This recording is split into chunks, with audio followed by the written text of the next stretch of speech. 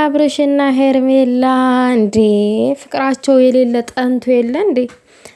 እንዴት ነው የሚያምሩት! ዋው! በነገራችን ላይ የተሰረቀ ባል እንደዚህ ያምራል እንዴ? ሌላ ቦታ ሲሄድ ትላላችሁ። ባል እየሰረቃችሁ ሴቶች እየራሳችሁ አድርጉ።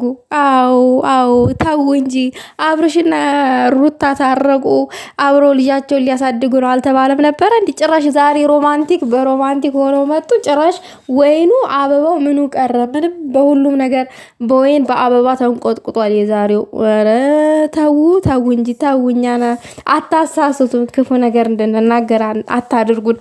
አብርሽማ በቃ እንትን የሄርሜላ ፍቅር ነው የጠናበት፣ ሌላ ሰው እየታየው አይደለም። አሁን ላይ እሱ አይን ላይ ያለችው ሄርሜላና ሄርሜላ ብቻ ናት።